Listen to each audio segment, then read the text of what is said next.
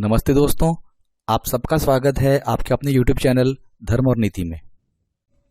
दोस्तों, आज के वीडियो में हम बात करेंगे कि मनुष्य को कब कब मौन रहना चाहिए, या दूसरे शब्दों में यूं कहें कि किन परिस्थितियों में मनुष्य को चुप रहना चाहिए। दोस्तों, भगवान ने हम सभी को अपनी भावनाओं को व्यक्त करने के लिए और एक दूसरे से बात करने के लिए बोली प्रदान की है। संसार में कुछ लोग ऐसे होते हैं जो बहुत ही कम बोलते हैं, और वहीं कुछ लोग ऐसे भी होते हैं जो बस बिना सोचे समझे बोलते ही रहते हैं। एक इंसान को इस बात का हमेशा ज्ञान होना चाहिए कि हमें कहाँ पर क्या और कितना बोलना है और कहाँ पर मौन या चुप रहना है। दोस्तों, ऐसे तो किसी की आदत होती है बहुत बोलने की, तो किसी की आदत होती है कम बात करने की। कई बार ऐसी परिस्थिति आ जाती हैं कि मनुष्य को चुप रहना पड़ता है, और कई बार ऐसी भी परिस्थिति आ जाती है जब मनुष्य को चुप रहने के बजाय आगे बढ़कर संकट का डटकर सामना करना पड़ता है। कभी मौन रहना परिस्थितियों की मांग बन जाती है और कभी मजबूरी। जब सामने वाला व्यक्ति आपकी बात पर ध्यान नहीं दे रहा है, नहीं सुन रहा है, या आपके बोलने से अनावश्यक लड़ाई का खतरा हो, तो चुप रहना बेहतर है। जब कहने को हमारे पास कुछ ना हो तो बेकार की बातें करने से अच्छा होता है कि मौन ही रहा जाए।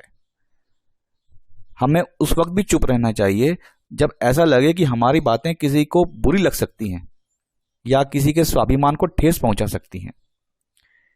हमारे शास्त्रों में भी बताया गया है कि मनुष्य को कब कब मौन रहना चाहिए। आइए जानते हैं। लघु और दीर्घ शंका के समय, संसर्ग करते समय, रक्तस्राव में, दातून करते समय, श्राद्ध काल और भोजन के समय, इन 6 क्रियाकलापों में हिंदू शास्त्रकारों ने मौन धारण करने के निर्देश दिए हैं। दोस्तों, आइए अब उन 5 परिस्थितियों के बारे में जानते हैं जिनमें चुप रहकर आप भी अपने जीवन में आने वाले संकटों से बच सकते हैं। इसमें पहला है, जब कोई भावनाओं को शब्दों से ना समझ सके। जब आपको लगता है कि कोई व्यक्ति आपकी भावनाओं को आपके शब्दों से नहीं समझ पा रहा है, तो ऐसी परिस्थिति में इंसान का चुप रहना ही बेहतर है। अक्सर हम लोगों को अपने दुख और परेशानियां बताना शुरू कर देते हैं, जबकि हमारे आसपास रहने वाले ज्यादातर लोगों को इससे कोई मतलब नहीं होता है। हर इंसान को केवल खुद से ही मतलब होता है। 1 या 2 बार कोई इंसान हमारा दुख और तकलीफ को सुनेगा, उसके बाद वह हमसे दूर भागना शुरू कर देगा, क्योंकि कोई भी व्यक्ति दुखी और असहाय इंसान के साथ रहना पसंद नहीं करता। इसलिए अपने कुछ करीबी और खास मित्र और परिवार के सदस्यों को छोड़कर किसी ऐसे इंसान को अपनी परेशानियां न बताएं जो आपकी बातों को समझने की बजाय उसका मजाक बनाए। इसमें दूसरा है, किसी चीज या घटना का आधा अधूरा ज्ञान होने पर। जब आपको यह न पता हो कि किसी विशेष मौके पर क्या बोलना है, या किसी विशेष घटना के बारे में आपको आधा अधूरा ही ज्ञान हो, तो ऐसे मौके पर भी हमें चुप रहना चाहिए। अक्सर व्यक्ति अपने आधे अधूरे ज्ञान के कारण हंसी का पात्र बनता है।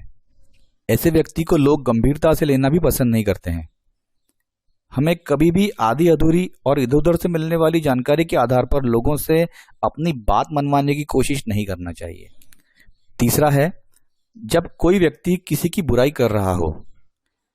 जब कोई इंसान आपके सामने किसी तीसरे इंसान की बुराई कर रहा हो, तब ऐसी परिस्थिति में आपको चुप रहना चाहिए। आपको कभी भी ऐसी नकारात्मक बातचीत का हिस्सा नहीं बनना चाहिए, क्योंकि आज जो व्यक्ति आपके सामने किसी तीसरे इंसान की बुराई कर रहा है, वही कल किसी और के सामने आपकी भी बुराई करेगा। इसीलिए जब भी कभी कोई किसी तीसरे इंसान की बुराई करे या उसके बुरे समय का मजाक उड़ाए, तो आपको सिर्फ उसकी बातों को सुनना है, उस पर किसी भी प्रकार की अपनी राय या प्रतिक्रिया नहीं देनी चाहिए। चौथा है, जब कोई आप पर क्रोध या घृणा करे। जब कोई आपके ऊपर गुस्से या घृणा से चिल्लाए, आपका अपमान करने की कोशिश करे, ऐसी परिस्थिति में आप चुप रहकर सामने वाले के गुस्से और घृणा को कम कर सकते हैं। इसके साथ ही आप इस स्थिति को और अधिक खराब होने से भी बचा सकते हैं।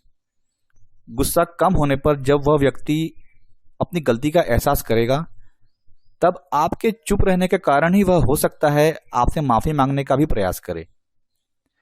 हर परिस्थिति में भी हमें चुप नहीं रहना चाहिए।